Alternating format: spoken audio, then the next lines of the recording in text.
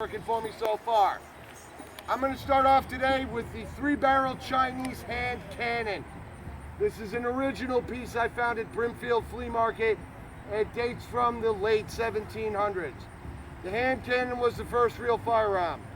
Around about 1100, depending on who you listen to, the Chinese developed black powder. They used it for signal rockets, fireworks for about 80 or 100 years. And some enterprising Chinese gentleman decided, if I hold the rocket backwards, I can light you on fire. Thus the hand cannon was born. This is 3 75 caliber barrels, hammer welded together. I will light them all with a succession of small wicks. This is not an accurate weapon. Warfare wasn't a single player sport. By myself, I might not hit anything. 40 people standing shoulder to shoulder firing these at you. Some of you are gonna die. I'm gonna go light it now. Give me a moment. Huzzah! I love my job. Good morning. I'm Delta Lemore, and I am assistant to the weapons master aboard the Primrose. Right here I have a belaying pin. Who here has heard the phrase belay that? You have? Excellent. All right. So that term comes from bees, which is a belaying pin. You would tie the ropes off on masts to it, but in a pinch it also works well as a bludgeoning weapon. So it's perfect. Yay! Ready? Everybody go out of the way. 3-barrel Chinese hand cannon, fired in succession, one at a time. Fire in the hole! Ah. Ah.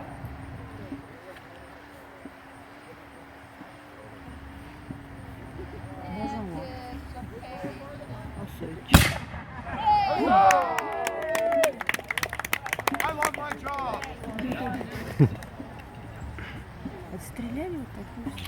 Good morning, folks. I am Jason Bloodbeard Maccabee, and I'm the ship's carpenter. I take care of the Primrose, and I get a little extra speed out of it whenever I can. I have here a flintlock musket. This was the next step up after a matchlock. Late 1600s. This one is long. I can get you from a ways away. Far more accurate than a smoothbore. This one is rifled. It means there's grooves down the barrel. And my job is to pick off the people in the fancy hats on the other ship. How'd you like to hear it fire? Huzzah! Yes. I am the lead steward aboard the Primrose. My job is to make sure supplies get rationed for our journey at sea. I make sure that the grog is good. What grog? Grog is a mixture of water, rum, and some sort of citrus, whether it be lemon or orange. Because it helps prevent scurvy, but adding the rum to the water helps prevent rats from drinking it. And it stops the water from getting slimy. You know when you leave your dog's water out in the summer, it gets slime on it? That would happen to the water in the barrels aboard ships. So the rum and the citrus helps it stop from getting all. And it gets a little kick to the water too. She's holding the matchlock pistol. Matchlock is the first mechanical gun developed right after the hand cannon was in use for a while.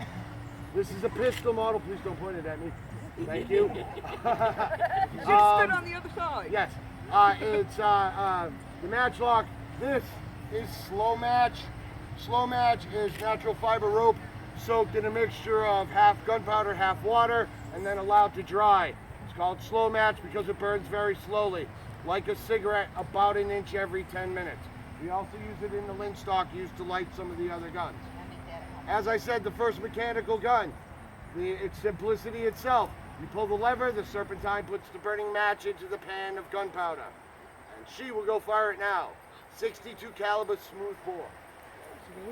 Ready on the line. All right. Fire in the hole! Oh.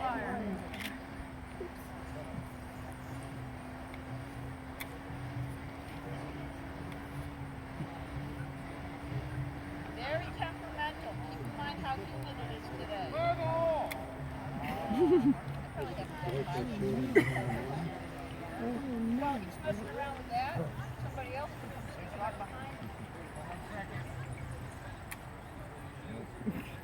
That's right.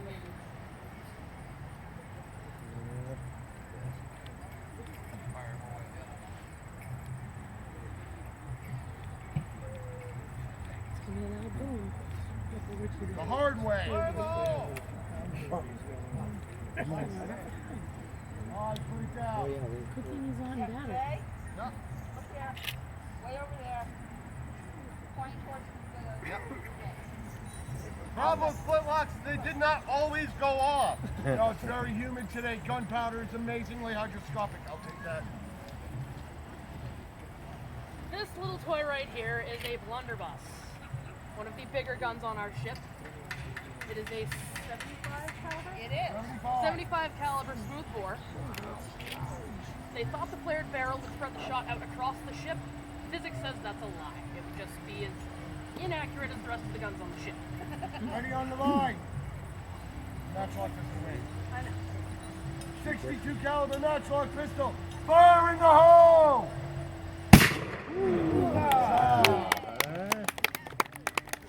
Contrary to Hollywood belief, you could not just put anything you wanted down the barrel. Rocks, nails, glass. Wouldn't work. It would scratch up the inside of the barrel, make it rust. The brass barrel actually helped prevent rust on the ship. The harsh sea air would actually corrode the steel, which is why they started using brass. If you couldn't get it to fire off, you also had a butt cap. Crack them on the head. Who wants to hear it go off? I do. Caliber, in case anybody doesn't know, is hundredths of an inch across, not long. 50 caliber ammunition is half an inch wide. 75 caliber ammunition is 3/4 of an inch wide. 3/4 of an inch lead ball makes a big hole. All right, my turn. Hi, everybody. Having fun so far? Yeah. I'm Captain Tazzy, and I'm in charge of these cutthroats. Today, I'm going to be firing my Queen Anne flintlock. The Queen Anne is one of the smallest guns we have. It has right here what we call a wedding band. The original Queen Anne would have had a turn-off barrel. That means the owner would have unscrewed the barrel from the body of the gun, seated the ball, seated the charge, screwed the barrel back on, and then they're ready to prime the pan and they're ready to fire. That made it really cumbersome in a battle, and it put me at a chance of getting shot by somebody else. So a very enterprising colonist named J.P. Beck liked the small gun, but he didn't like the idea of unscrewing it all the time. So he redesigned it and he modified it like we do our cars, and he made it a longer stock and gave it a ramrod. So now this is just a very quick, easy muzzle loader, just like my friends behind me. I think we're ready. All right, Jocelyn. Jocelyn has this little piece on her prison. It's a piece of leather. Even if she pulled the trigger, the flint would hit the leather and wouldn't make a spark. It's an extra safety factor. 75 caliber blunderbuss. Fire in the hole!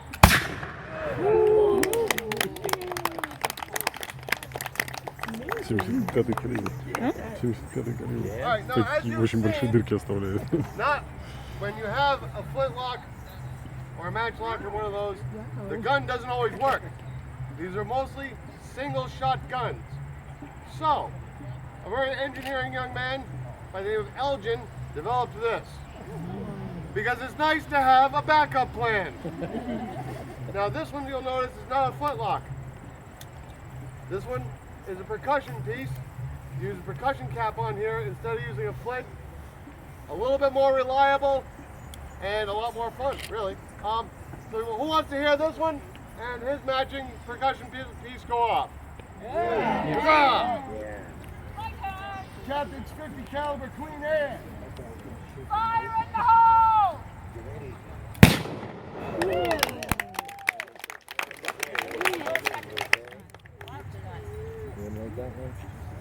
Well, Hugo, our ship's assassin, is holding a box lock. The box lock is like a flintlock, only the lock sits on the top, not on the side. This is an example, again, an original from about 1810, 1815, from Brimfield Flea Market again, by the way, that is more of a gentleman's vest pocket pistol. It's flat, so it would sit nice. A gun with a rounded handle would be more of a lady's muff pistol. This is a 32 caliber top box lock. Buddy will load it up and fire it now. Why do y'all carry them with your hand over the muzzle? That makes me nervous. Well, it's just to show you, and they're not loaded until we walk over there, and we try not to put fingerprints all over them. We know that they're unloaded and they're not, so I don't want to have a straight car and have an open barrel pointing. So we're showing that the gun is unloaded, we'll take a shot through our own gun before we let one of you guys get burned. And there's no bullet in it anyway, it's just black powder, so we get burned. But that's still works. Pretty severely, these guns are, please Fire in the go. hole! Get away! Oh, misfire. Oh, you guys are just bad at this. No, I didn't get hurt. That's why I have the knife on there. Stop. No. Who's heard the term shiver me timbers? All right. Comes from battles at sea. A shivered timber is a hunk of wood that's been hit by a cannonball. Cannonballs don't explode unless you live in Hollywood land. They would, however, hit the deck or